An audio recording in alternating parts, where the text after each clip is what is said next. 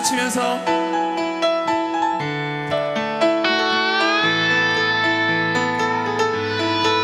주님 가르쳐주신 그 기도문을 함께 찬양합니다. 하늘에 계신 아버지 이름 거룩하며 주의 영광 이곳에 가득하길 기도하네. 함께 하늘에 계신 아버지 주 이름 다 외치며 주의 영광 이곳에 가득하길 기도하네. 아멘. 찬양해 새 노래로 찬양해 새 노래로 찬양해 새 노래로 주님께 주님의 나라 주님의 뜻이 하늘에 이루어지듯이 모든 선포에 자비한 주 이름 이 땅에 이루어지리라. 힘차게 박수 치면서 주님을 함께 선포합시다. 날마다 일용할 양식 은혜로 주소서. 예수 이름으로 우리 모두 기도하네. 또 시험에 들게 마시고 악에서 구원하소서. 예수 이름으로 우리 모두 기도하네. 찬양해 새 노래로 찬양해 새 노래로 찬양해 새 노래로 주님께. 주님의 나라 주님의 뜻이 하늘에 이루어지듯이 모든 선포에 자비의 주 이름 이 땅에 이루어지리. 주님의 나라 주님의 뜻이 하늘에 이루어지듯이 모든 선포에 자비의 주 이름 이 땅에 이루어지리. 모든 나라 주께 모든 권세 주께 모든 영광 영원히 아멘. 모든 나라 주께 모든 권세 주께 모든 영광 영원히 아멘. 모든 나라 주께 모든 권세 주께 모든 영광 영원히 아멘. 모든 나라 주께 모든 권세 주께 모든 영광 영원히 아멘. 주님의 나라 주님의 뜻이 하늘에 이루어지리. 아멘. 모든 선포에 자비의 주 이름 이 땅에 이루어지리. 주님의 나라 주님의 뜻이 하늘에 이루어지듯이 모든 선포에 자비의 주 이름 이 땅에 이루어지리라. 주님의 나라가 이 가운데 이루어질 것입니다. 아멘.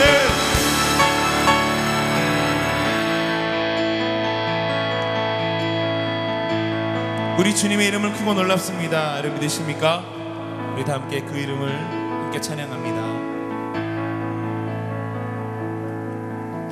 주 여호와는 광대하시도다. 그 거룩한 하나님 성에서 찬양할지어다.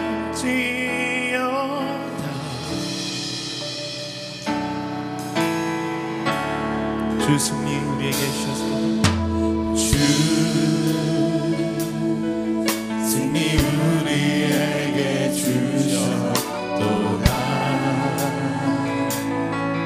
모든 원수 물리치시네.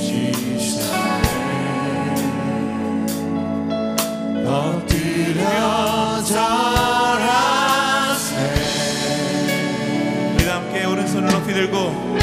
크고 놀라운 이름 앞에 나 주의 크신 이름 높이며 우리에게 행하신 위대한 일 감사하세. 오 주의 신실하신 그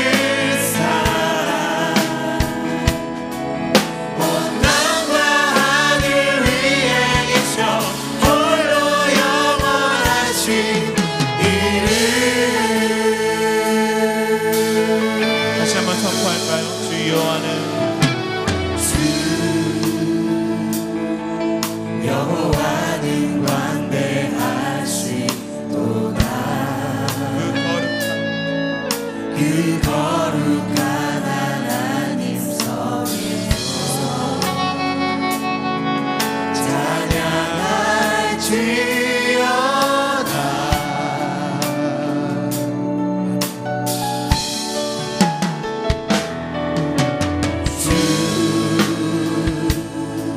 승리 우리에게 주셨도다. 모든 원수 물리치셨네. 함께 엎드려 절하세. 함께 전심으로 다 주의 크신 이름 높이며 우리에게 행하신 위대한 일 감사하세. 오 주의 신실하신 그 사랑 온 땅과 하늘 위에 계셔 홀로 영원하신 이름. 다시 한번 그 높으신 이름 앞에 다 주의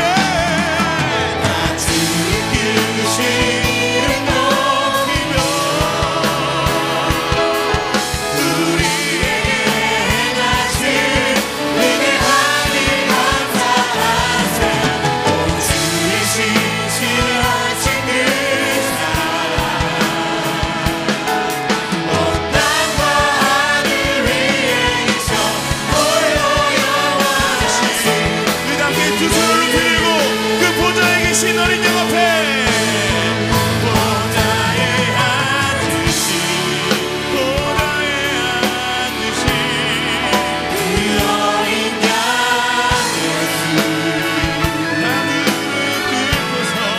다 무릎 꿇고서 주 경배하리라. 주 경배하리라. 다시 한번 보좌에 앉으신 보좌에 앉으신 그 어린 양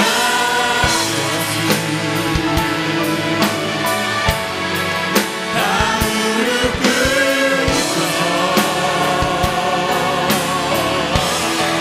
주 경배하리라. 찬송과 존귀와 찬송과 존귀와 영광과 능력을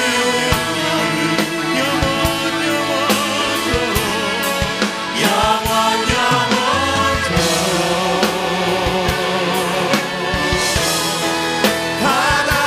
받아주옵소서.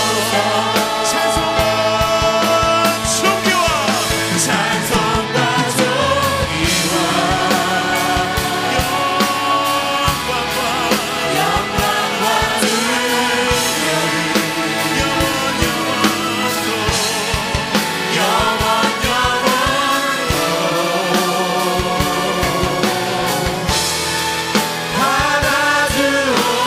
받아주옵소서. 그 귀하신 하나님 앞에 영광의 박수 함께 올려드리십시다. 그 함께 그 주님 앞에 잠잠히 머무르시면서 그 하나님 앞에 오늘도 기대하면서 주님 오늘 이 시간 임하여 주시옵소서. 우리 함께 기도하시면서 함께 나아가도록 하겠습니다.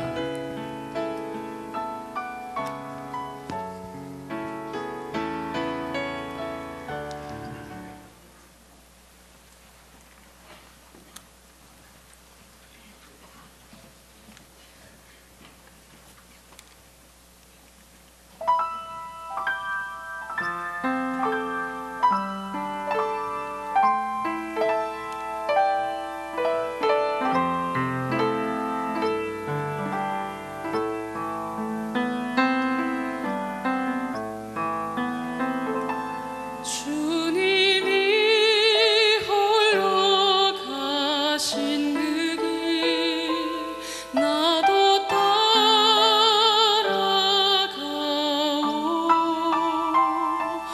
모든 물과 피를 흘리신 그 길을 나도 가오.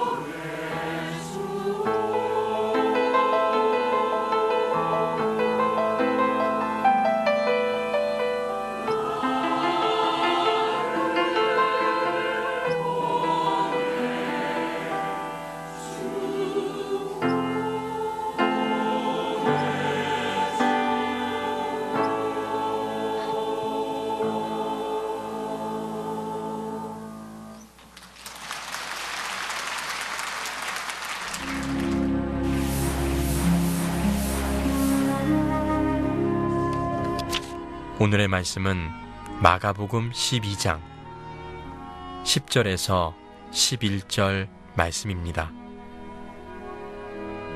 너희가 성경에 건축자들이 버린 돌이 모퉁이의 머릿돌이 되었나니 이것은 주로 말미암아 된 것이요 우리 눈에 놀랍도다 함을 읽어보지도 못하였느냐 하시니라. 아멘. 오늘은 마가복음 11장 20절에서 12장 17절까지 세 가지의 스토리를 통해서 여러분과 함께 말씀의 은혜를 나누겠습니다. 현대는 자격증의 시대입니다. 과거에는 자격증이 없어도 얼마든지 할 수 있었던 일들이 많았는데 지금은 자격증이 없으면 합법적으로 일을 할 수 없는 게 굉장히 많습니다. 현재 국가기관이 발급하는 자격증만 하더라도 수백 종류가 넘습니다. 한국직업능률개발원에 의하면 국가가 공인한 민간 자격증이 92가지가 현재 발행이 되고 있고, 그리고 비공인 민간 자격증까지 포함하면 4,063종류의 자격증이 현재 발급되고 있습니다.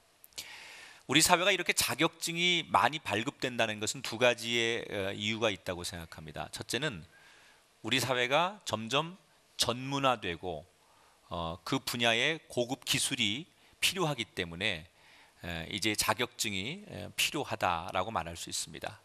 또 하나의 이유는 사람이 상대를 믿지 못하기 때문에 자격증이 요구되는 겁니다. 요즘 사람들이 자신의 가진 능력을 부풀리기를 좋아합니다. 그래서 거짓말도 하고 사기도 치죠. 정말 그 사람이 그 학교를 나왔는지 학력을 부풀리기도 하고 때로는 자신의 이력을 부풀리기도 하죠. 그래서 사람들은 그 사람이 객관적으로 신뢰할 만한 그런 자격을 가졌느냐라는 것을 확인하기 위해서, 하도 거짓말하고 사기치는 사람들이 많으니까 그걸 확인하기 위해서 자격증을 사람들이 요구하게 되지요. 오늘 우리가 읽은 말씀에 보면 종교 지도자들이 예수님이 하는 사역, 예수님이 말씀도 가르치고 기도도 하고 병자도 치유하고 귀신도 내쫓고 하는 이런 모든 사역에 대해서 종교 지도자들이 뭐라고 시비를 거느냐? 당신 자격증 있느냐? 이런 사역을 할 수 있는 자격증을 가지고 하는 거냐? 누가 당신 이런 일을 하라고 시켰느냐? 근거를 대라. 이렇게 예수님에게 시비를 겁니다. 11장 28절에 무슨 권위로 이런 일을 하느냐? 여기 권위라는 것은 무슨 자격으로 네가 이런 일을 하느냐?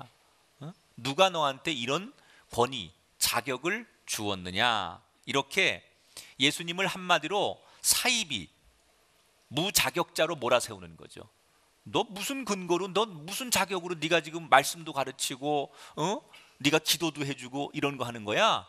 너 사이비 아니야? 이러면서 지금 시비를 걸고 있는 거예요.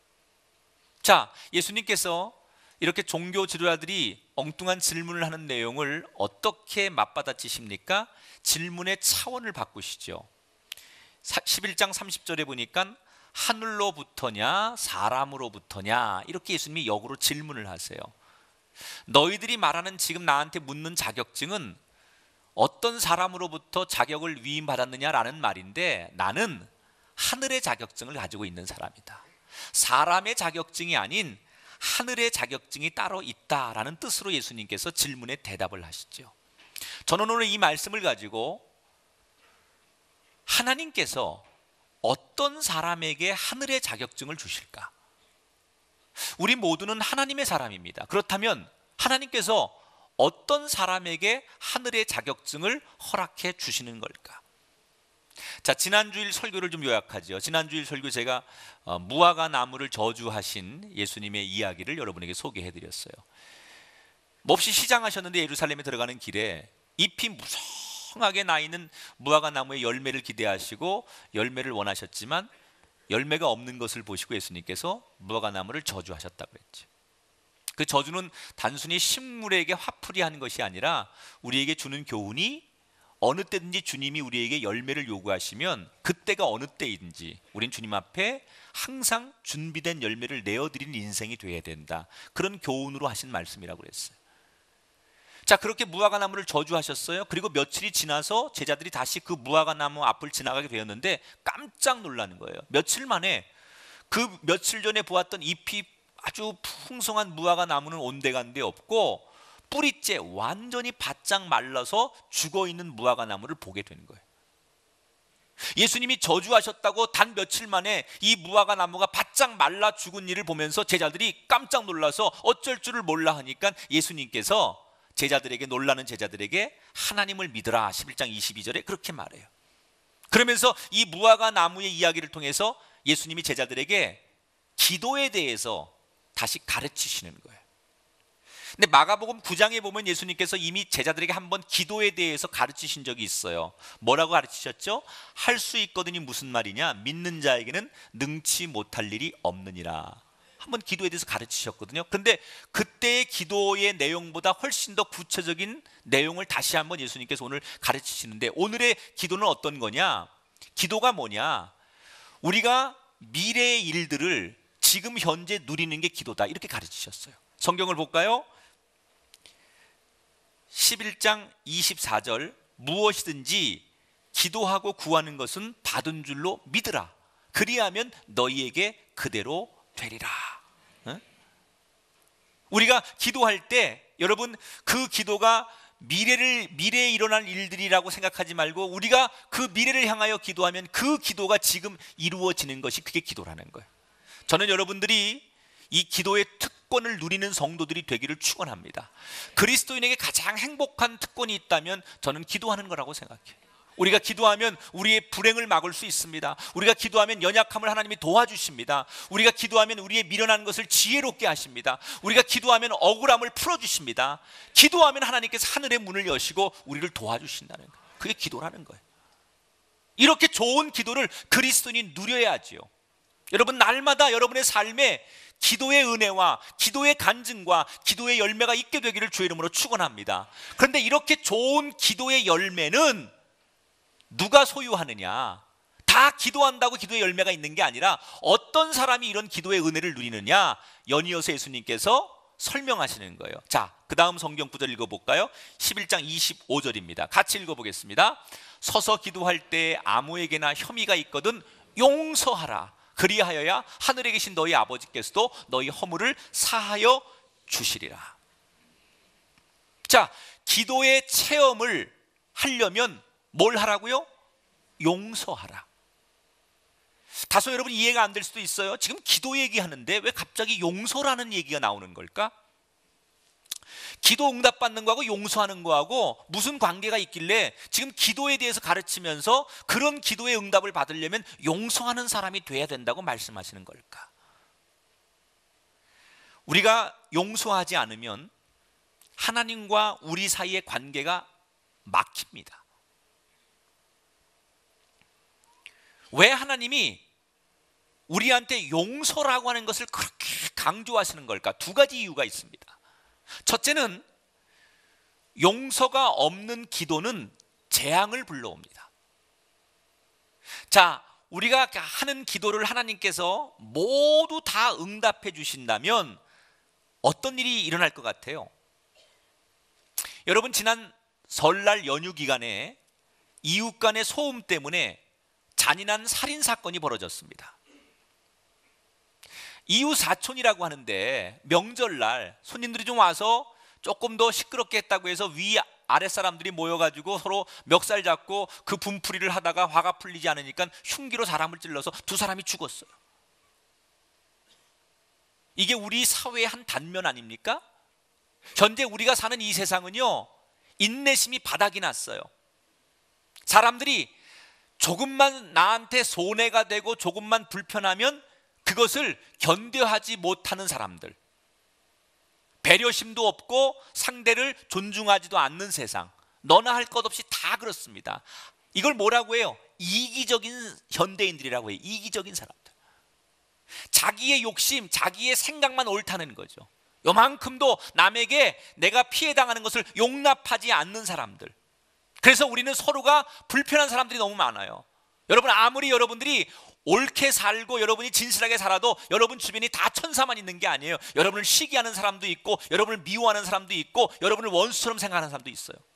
만약에 여러분을 불편하게 원수처럼 생각하는 사람이 하나님 앞에 기도하는 거예요. 하나님, 나 저 사람 꼴보기 싫어 죽겠는데요, 저 사람 망하게 해주세요. 하나님이 만약에 그 기도를 들어주신다면 여러분 어떻게 되겠어요? 여러분 망해야 돼요.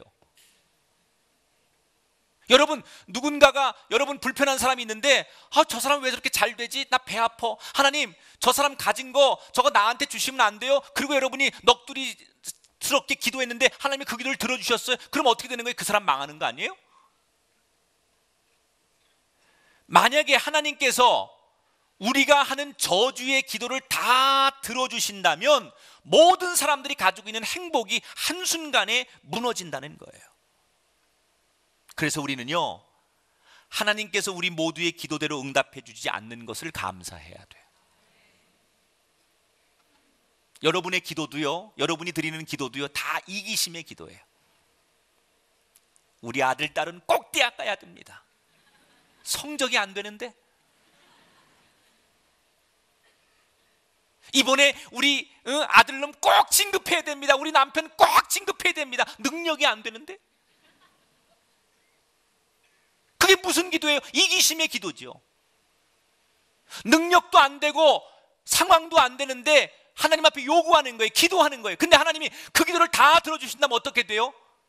불행한 사람이 생기는 거예요. 하나님이 오히려 그런 기도 다 안 들어주신 것을 우리는 감사해야 돼요. 옆 사람 보고 인사합시다. 하나님이 당신의 기도 안 들어준 것을 나는 감사합니다. 특히 부부는 심각하게 그 얘기 한번 하셔야 돼요. 저 원수,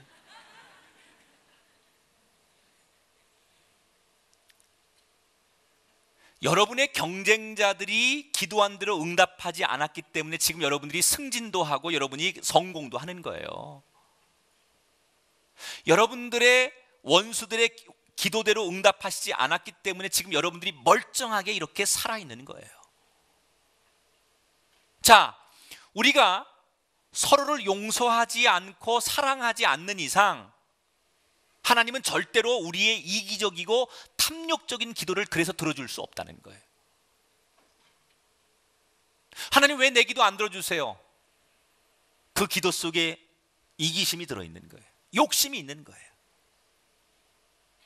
그러면 어떤 기도를 하나님께서 기뻐하시고 그 기도를 즉각 응답하시느냐? 내 기도 속에 원수의 회복을 구하는 용서와 이웃의 이익을 생각하는 사랑이 담겨 있다면 하나님은 그 기도를 반드시 응답하신다는 거예요. 그래서 이 기도에 정말 중요한 건 뭐냐? 얼마나 기도하느냐가 중요한 게 아니라 그 기도 속에 이웃을 사랑하고 용서하려고 하는 그런 마음들을 담을 때 하나님은 그 기도에 가장 빠르게 응답하신다는 것을 가르쳐 주고 있는 거예요. 두 번째, 기도에 왜 용서가 필요하냐? 성경이 말하는 용서는 사람이 본성이 착하고 유순한 사람들이 다른 사람의 잘못을 그냥 유야무야 대충 넘어가는 것을 이야기하는 게 아니에요. 성경이 말하는 이 용서라는 것은 내가 이 사람을 용서하면 지금 손해가 돼요. 당장 물질적인 손해도 되고 내가 바보스러운 평가도 받게 되고 못난 사람이 될 수도 있어요. 그러나 내가 믿는 하나님은 신실한 하나님이고 내가 믿는 하나님은 공의로운 하나님이기 때문에 내가 손해되는 것 같아도 끝까지 내 편이 되시고 내 손해를 만회하게 하시고 공의롭게 모든 합력하여 선을 이루도록 만드시는 그 하나님을 나는 믿기 때문에 인간적으로는 손해가 되고 인간적으로는 불편할지라도 그 하나님, 신실한 하나님을 나는 믿기 때문에 그 하나님 때문에 용서하는 거예요. 그게 뭐예요? 그게 신앙이에요. 신앙.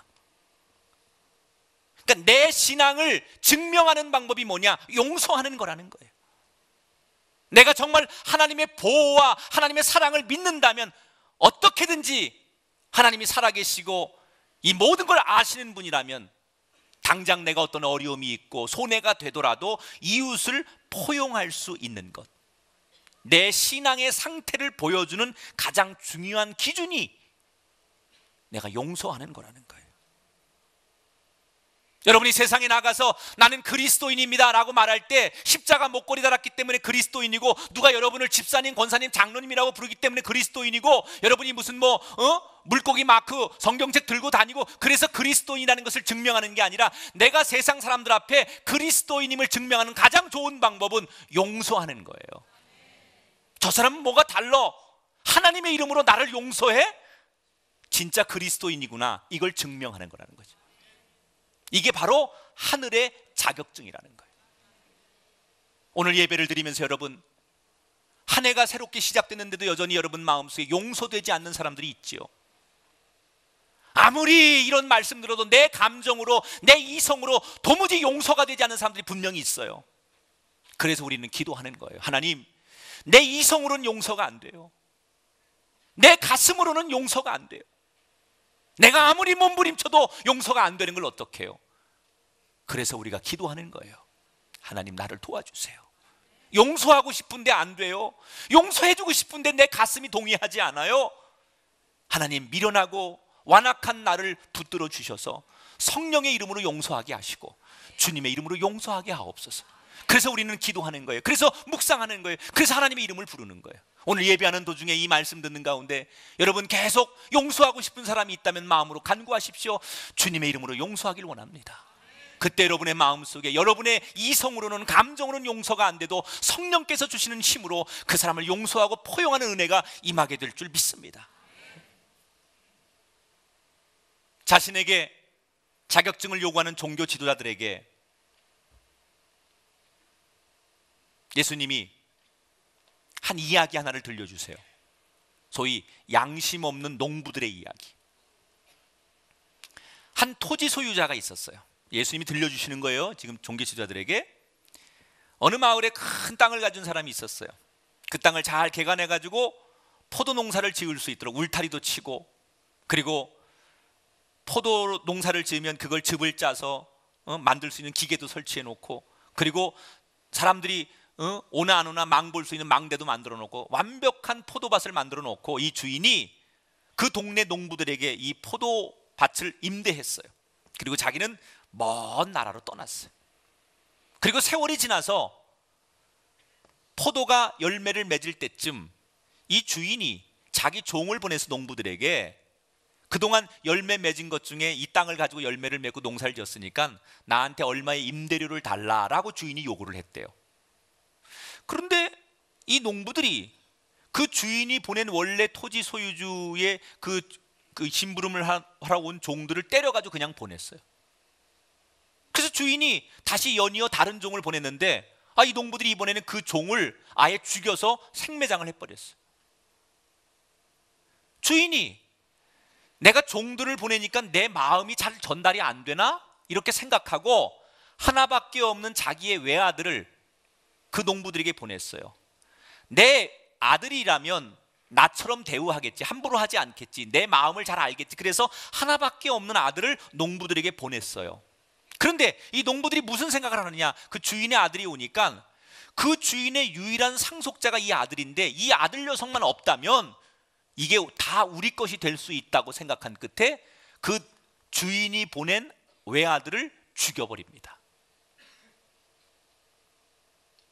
자, 지금 예수님께서 종교 지도자들에게 이 양심 없는 농부의 이야기를 들려주면서 이런 기가 막힌 이야기가, 황당하고 이 비현실적인 일이 지금 우리가 살고 있는 이 이스라엘 땅에서 일어나고 있다라고 말씀하시는 거예요. 이 이스라엘 땅의 진정한 주인은 하나님이신데 너희 같은 종교 지도자들이 하나님이 주인이 이것을 양심 없는 농부들처럼 너희들이 주인인 것처럼 착각하고 주인 노릇하려고 하는 너희들, 그래서 하나님께서 수백 년 동안 너희들에게 그렇게 살면 안 된다고 선지자를 보냈지만 그 선지자들을 온갖 모욕하고 폭행과 살인까지 저지르면서 선지자들을 몰아냈던 너희들, 그래서 이 땅의 주인이신 하나님께서 선지자들 갖고 안 되니까 하나밖에 없는 내 외아들을 보내면 내 마음을 알까? 회개할 기회를 주기 위해서 예수 그리스도를 이 땅에 보내셨다는 거예요. 그런데 양심 없는 농부들처럼 하나님이 보낸 이 외아들 예수 그리스도만 없으면 이 땅이 완전히 우리 땅이 될 수 있다고 생각한 이 종교 지도자들이 예수님만 없으면 자기들이 다스리는 세상이 될 수 있다고 생각해서 예수님을 십자가에 못 박혀 죽게 하는 거예요. 이 이야기를 예수님이 들려주면서 12장 9절에 이렇게 말합니다. 포도원 주인이 어떻게 하겠느냐,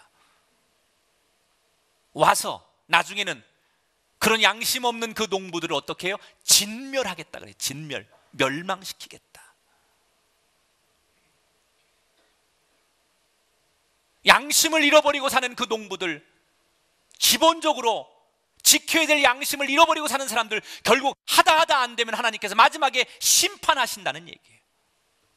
그리고 뭐라고 말씀하십니까? 하나님께서 당시 종교 지도자들이 참혹하게 죽여서 내버린 예수님을 통해서 새로운 성전, 새로운 나라를 건설하시겠다. 그래서 유명한 마가복음 12장 10절의 얘기가 거기서 나오는 거예요. 건축자들이 버린 돌이 모퉁이의 머릿돌이 되었다. 여러분, 우리가 그리스도인임을 어떻게 증명해요? 양심을 보여주는 거예요. 지금 우리가 사는 이 사회는요, 완전히 양심이 마비되어 있는 세상이에요. 지난 2월 4일 중국의 상하이에서 이런 일이 있었습니다. 한 청년이 오토바이를 타고 가다가 우리나라 돈 300만 원의 화폐가 길거리에 주머니에서 쏟아져가지고 길거리에 뿌려졌어요. 그랬더니 순식간에 사람들이 몰려들어가지고 그 지폐를 주느라고 난리가 나고 그 지폐를 주워가지고 그냥 다 꽁무니를 빼고 도망을 쳤어요. 알고 봤더니 이 청년은 아버지 심부름을 가는 도중이었는데 그 300만 원이 지난 1년 동안 아버지가 한 푼도 안 쓰고 열심히 벌어서 모은 돈이에요. 근데 실수로 그 돈을 길거리에 흘렸고 이 시민들이 그러면 그 돈을 이렇게 모아가지고 청년한테 줘야 되는데, 도와줘야 되는데 그 돈을 주느라고 정신이 없어가지고 너나 할 것 없이 넥타이를 맨 사람, 치마를 입은 아줌마, 어린아이들 할 것 없이 그 돈을 주느라고 완전히 뒤죽박죽이 된 채로, 그리고 사람들이 그냥 도망갔는데 그 내용이 고스란히 도로에 있는 CCTV에 다 찍혀가지고 그게 나중에 방송으로 방영이 됐어요. 중국이 발칵 뒤집어졌어요. 자기들이 말하는 대국인데 어찌 이렇게 양심 없는 사람들이 우리나라에 있단 말이냐라고 모든 중국의 언론들이 이걸 비판하면서 개탄을 했어요. 저는 그 뉴스를 보면서 이게 어떻게 중국 상하이에만 있는 일이겠어요? 아마 지금 예배 끝나고 누가 여기서 돈 300만 원, 500만 원 뿌려놓으면 아마 우리 교인들 축도도 끝나기 전에 나갈지도 몰라요. 그래서요, 다 우리 안에 양심이 마비됐어요. 자신의 소유가 아닌데 남의 것을 탐내는 일을 꺼리낌 없이 하는 현대인들. 최근에 미국의 애플사가 자신의 주주들로부터 잇따라 소송을 당하고 있어요. 그 이유는 지금 애플사가 현금 보유액이 한 150조 정도 현금을 보유하고 있답니다. 그런데 엄청난 그 이윤을 남긴 애플사가 주주들에게 주식 배당금을 돌려줘야 되는데 그냥 현금을 쌓아놓고 배당금을 안 돌려주는 거예요. 더 문제는 회사의 CEO들이나 임원들은 최근까지 1년 연봉을 수천억에서 우리나라 돈 수백억을 다 자기들은 챙겼다는 거예요. 자기들이 가져가야 될 것은 다 꼬박꼬박 챙겨가면서 정작 주주들에게 돌려줘야 될 배당금은 돌려주지 않는 이 애플사를 향해서 주주들이 소송을 제기했어요. 마치 오늘 성경에 나오는 포도원 농부들 같은 사람이죠. 양심 없는 사람들. 세상에서는 이 양심을 도덕적 양심이라고 해요. 그런데 교회는요, 이 도덕적 양심을 넘어서 한 가지 더 추가하는 양심이 있어요. 따라합시다. 신앙적 양심. 뭐가 신앙적 양심이냐? 이 세상 모든 것이 다 하나님의 것입니다. 이게 신앙적 양심이에요.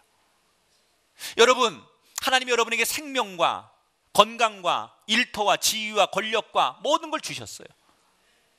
그게 세상 사람들은 내 거라고 생각해요. 내 개념이 내가 소유하는 거고 내 거라고 생각하는 게 세상 사람들의 도덕적 양심이에요. 그러나 그리스도인은 그 도덕적 양심을 넘어서 신앙적 양심으로 고백하는 사람이 되어야 된다는 거예요. 이 모든 건 하나님의 거라는 거예요. 여러분, 오늘 하나님이 여러분의 생명을 연장해 주셨으니까 주일 예배를 드리는 거 아니에요? 지난 한 해 동안 여러분의 자녀를 건강하게 지켜주셨기 때문에 그 자녀들이 여러분을 아버지, 어머니라고 지금 부를 수 있는 거 아니에요? 이 세상 모든 것이 하나님이 다스리는 것이고 하나님이 우리에게 주셨기 때문에 하나님의 것임을 인정하는 사람들, 이게 신앙적 양심이라는 거예요. 그러면 신앙적 양심을 고백하는 사람들은 어떻게 살아야 돼요? 내 것이 아니라는 거예요. 내가 소유하고 내가 가지고 있지만 하나님이 기뻐하시고 하나님이 원하시면 그 뜻대로 내 생명과 삶과 내가 가진 모든 것들이 쓰여지기를 원하고 살아가는 사람들, 이것을 지키는 것이 신앙적 양심이라는 거예요. 근데 우리가 그렇게 삽니까? 못 사는 사람이 많잖아요. 당장 11조 못하는 사람 많고요. 당장 내 시간과 내 삶을 쪼개어서 하나님 앞에 헌신하는 것, 그거 못한 사람 많지요. 그건 뭐예요? 우리는 양심이 마비된 신앙인이라는 거죠. 하늘이 원하는 자격증은 뭐냐? 도덕적 양심이 아니라 신앙적 양심이라는 거예요. 하나님의 것입니다. 하나님 뜻대로 사용하시옵소서. 이것이 하늘의 자격증이에요. 이 양심이 회복되는 여러분 되기를 주의 이름으로 축원합니다. 자, 예수님께서 이 종교 지도자를 향해서 너희들 모두는 이렇게 비양심적인 그 농부들처럼, 그 농부들이 바로 너희들이다 라고 이렇게 비양심적인 그들을 비판하시자 코너에 몰린 이 종교 지도자들이 역공을 취합니다. 저 예수님 그냥 뒀다간 자기들이 완전히 이 사회에서 매장당할 것 같으니까 자기들이 모든 힘을 다 모아서 예수님을 죽이기로 모의를 합니다. 그래서 서로가 어울릴 수 없는 관계들끼리 힘을 합치죠. 예를 들어서 그 당시 바리새인들은 반로마적인 사람들이었고 헤롯 땅 같은 사람들은 친로마적인 사람들이에요. 정치 성향이 완전히 다른 사람들이에요. 그런데 예수님 때문에 너무나 성향이 다른 헤롯 땅과 바리새인들이 서로가 뭉칩니다. 그리고 힘을 합쳐가지고 예수님을 죽이자. 그래서 이 두 그룹이 예수님 앞에 나와가지고 예수님이 정말 빠져나가기 힘든 질문 하나를 던지는데 그게 뭐냐? 로마 제국에 바치는 세금에 대한 정당성을 질문합니다. 지금 이 이스라엘 사람들은 로마의 식민지 통치를 받고 있잖아요. 그래서 로마 사람들은 완전히 원수 같은 사람들이에요. 그런데 그들이 세금을 걷어가거든요. 그래서 예수님에게 묻는 거예요. 그 로마 사람들이 세금 걷어가는데 그 세금 걷어가는 거에 우리가 세금 주는 게 옳은 일입니까? 세금 안 내는 게 옳은 일입니까? 말씀해 보십시오. 근데 어떤 대답을 하든 간에 두 가지 대답이죠. 세금 드려야 된다, 아니면 세금 드리지 않아도 된다. 이 두 가지 대답이 어떤 대답이 나오든 예수님은 죽을 수밖에 없어요. 왜?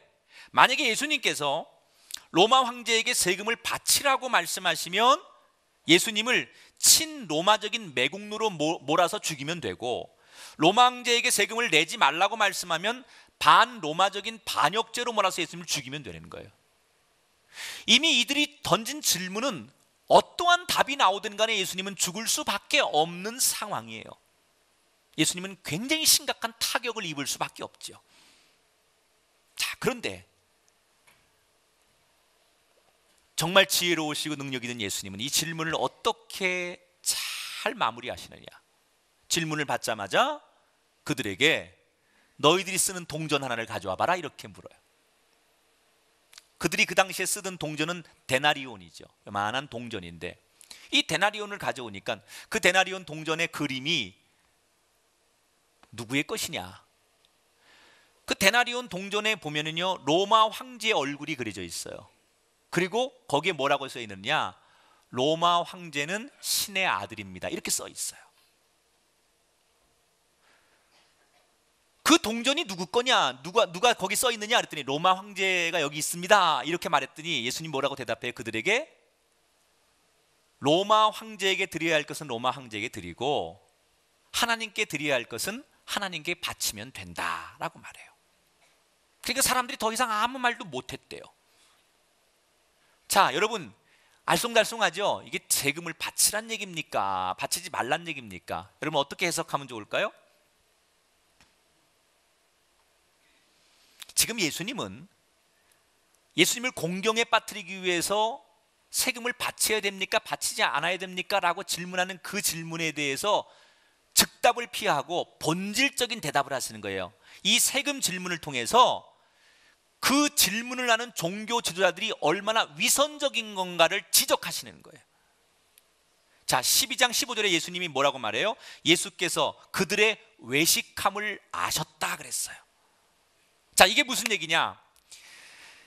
지금 종교 지도자들은 회당에서 하나님 말씀을 전하고 설교하고 예식을 인도하는, 제사를 인도하는 사람들 아닙니까? 하나님의 그 제사장들 아닙니까? 근데 이 사람들이 교회에서는 하나님 앞에 거룩하게 예배하고 제사하는 사람들이고 말씀을 전하는 사람인데, 그 당시 쓰는 그 로마 황제가 그려져 있는 데나리온을 세상에서 쓰면서는 그 로마 황제가 그려져 있는 그 데나리온에 뭐라고 써 있다고요? 로마 황제는 신의 아들입니다 라는 그 글귀를 인정하면서 아무 양심의 가치가 없이 살아가는 거예요.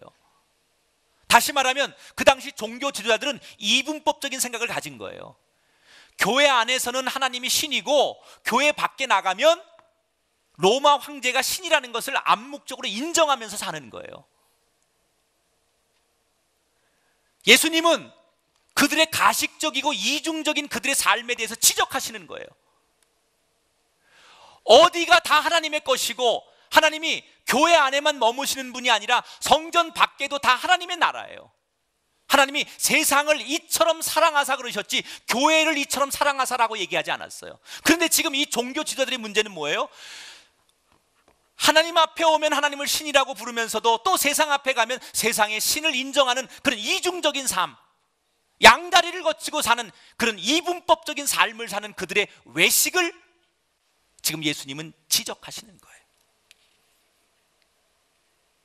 여러분, 오늘 우리들의 고민은 바로 이거 아닙니까? 지금 우리 교회와 우리 성도들의 가장 근본적인 문제를 하나 지적하라면 우리가 이분법적인 신앙생활을 한다는 거예요. 지금 우리 성전 이 들어오는 문 하나를 두고 우리 그리스도인들이 예배당 안에서의 모습과 예배당 바깥에서의 모습이 너무 다르다는 거예요. 이게 우리의 모습 아닙니까? 이 성전 문 안에 들어와서 예배를 드릴 때는 오늘처럼 이렇게 가운을 입고 너무너무 천사처럼 찬송하던 여러분들이, 그렇게 기도도 잘하고 남들 섬기고 봉사하고 천사 같은 그분들이 이 성전 문 밖으로만 나가면 이 성전 안에서 있었던 그 온유하고 진실하고 사랑하고 섬겼던 모습은 온데간데 없이 아주 험악한 얼굴, 욕심 많은 사람, 남을 모략하고 남을 막 경멸하는 그런 인생으로 바뀌는 우리의 이중적인 모습. 교회 안에서만 하나님의 자녀고 교회 밖으로 가면 내가 하나님의 자녀가 아닌 세상이 다스리는 나라에 그냥 금방 흡수돼서 살아가는 우리들. 예수님이 똑같은 지적을 하시는 거예요. 내 모습 이대로 받으시옵소서. 지금 여기서 은혜 받은 대로, 지금 내가 여기서 회개하며 눈물 흘린 대로 그 삶이 바깥에서도 동일하게 이루어져야 된다는 거예요. 여기서 내가 하나님 앞에 절실히 기도하고 그 하나님을 경배하고 찬양하고 그 하나님을 인정했다라면 교회 밖에 나가서도 그 하나님을 인정하고 그 하나님을 찬송하고 그 하나님을 높이는 것, 그것이 진짜 하늘의 사람이라는 거예요. 여러분, 정치는 정치하는 사람들의 논리에 맡기면 됩니까? 아닙니다. 하나님이 다스리시는 거예요. 정치를 하든 여러분이 경영을 하든 여러분이 가르치든 뭘 하든 간에 우리가 사는 이 세상의 모든 원칙은 하나님의 다스림 속에 있는 거예요. 동일해야 되는 거예요. 어디에 가든지 내가 무엇을 먹고 무엇을 마시고 누구를 만나고 무슨 대화하든지 그 속에서 다 하나님을 우러러보고 하나님을 바라보면서 의식하며 사는 것, 그게 하늘의 시민인데 우리는 교회 안에서는 하나님의 사람으로 살아요. 그런데 교회 밖을 나가면 오늘 종교 지도자들처럼 세상의 논리를 적당히 인정하고 묵인하고 동조하면서 양쪽을 왔다 갔다 하는 거예요. 왜 오늘 교회가 세상 사람들 앞에 손가락질을 받습니까? 교회 안에서는 그렇게 존경받고 인정받는 중직자들이 예배를 마치고 일상에 복귀하는 순간 일반인들보다도 더 악랄하고 인정 없는 사람들로 돌변하기 때문입니다. 교회 안에서는 그렇게 환한 미소를 띠는 천사 같은 그 얼굴이, 상냥하기 그지없는 그 천사 같은 그분이 집에만 돌아오면 욕설과 폭력을 휘두르는 남편과 아내로 돌변하기 때문에. 왜 여러분의 자녀들이 교회를 안 나오려고 하지요? 단순히 재미만 없어서는 아닐 겁니다. 교회 가면 분명히 남들이 인정하는 우리 부모님인데 집에 돌아와서 자녀들의 눈에 비친 부모님의 모습이 일관성이 없는 거예요. 교회 안과 교회 바깥의 모습이 너무나 다른 부모들을 보면서 자녀들은 하나님은 없다라고 생각하는 거예요. 여러분, 하늘의 자격증은 내 안과 내 밖이 일치되는 거예요. 하나 되는 거예요. 그럴 때 우리는 하늘의 자격증을 가지고 사는 사람이 될 줄 믿습니다. 세 가지의 자격증을 얘기했어요. 하늘의 사람이라면 용서의 자격증을 보여줘야 돼요. 양심의 자격증을 보여줘야 돼요. 그리고 동일한 일치된 자격증을 드러낼 수 있는 그런 신실한, 하나님이 정말로 인정하는, 어디 가서도 당당한 그런 정말 멋진 그리스도인들이 다 되시기를 주님의 이름으로 축원합니다. 네, 우리 자리에서 다 일어나 보실까요? 네, 자, 좌우에 계신 분들하고 인사하겠습니다. 세상의 자격증이 아닌 하늘의 자격증으로 삽시다. 이렇게 인사하겠습니다.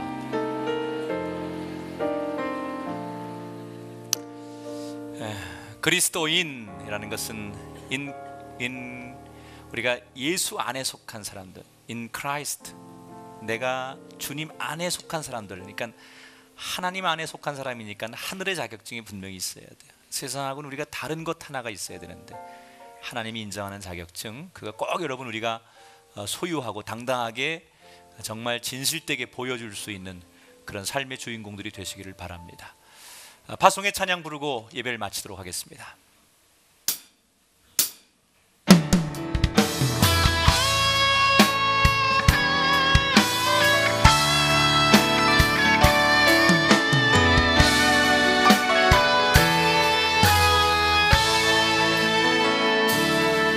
주가 보이신 생명의 길, 나 주님과 함께 상한 마음을 드리며 주님 앞에 나아가리. 나의 의로움이 되신 주, 그 이름 예수. 나의 길이 되신 이름 예수. 나의 길 오직 그가 하시나니, 나를 단련하신 후에 내가 정금같이 나오리라. 한 번 더 고백합니다. 주가 보이신 생명의 길, 나 주님과 함께 상한 마음을 드리며 주님 앞에 나아가니. 나의 의로움이 되신 주, 그 이름 예수. 나의 길이 되시니, 예수 이름을 선포합니다. 나의 길 오직 그가 하시나니, 나를 단련하신 후에 내가 정금같이 나오리라. 하나님 앞에 영광의 박수 올리겠습니다. 우리 눈 감으시고 두 손을 한번 높이 들어 보십시오. 눈 감으시고 두 손 높이 들고, 눈 감으라는 얘기는 누구도 의식하지 말란 얘기고, 우리 두 손 높이 들자는 얘기는 하나님만 바라보자는 얘기입니다. 우리 1분간 통성으로 기도할게요. 주신 말씀 붙들고 결단하십시오. 여러분에게는 오늘 말씀이 어떻게 다가오셨습니까? 이 말씀 들으면 여러분이 정말 영의 양식으로 삼아야 될 말씀 어떤 겁니까? 붙들고 1분간 하나님 말씀의 주인공이 되게 하옵소서. 하늘의 자격증으로 살게 하옵소서. 우리 함께 통성으로 기도합니다. 거룩하신 하나님 감사합니다. 우리를 거룩한 주의 잔으로 삼아주시고 귀한 자들에 부르셔서 말씀 듣게 하시니 감사합니다. 온유하신 하나님, 우리에게 정말로 하나님이 원하는 하늘의 자격증을 가지고 사는 사람 되게 하여 주옵소서. 땅의 것을 추구하는 사람이 되게 하시고 세상 사람과 다른 차원의 하늘의 신령한 것들을 보여주시는 사람이 되게 하여 주옵소서. 하나님, 우리 안에 진실함이 있게 하여 주시옵소서. 이 말씀 앞에 우리가 도전을 받게 하시고, 이 말씀 앞에 은혜 있게 하시고, 이 말씀 앞에 신령한 자 되게 하시고, 이 말씀 앞에 회개하게 하시고, 이 말씀 앞에 가슴 치며 주 앞에 무릎 꿇고 순종하는 사람들 되게 하여 주시옵소서. 우리에게 은혜를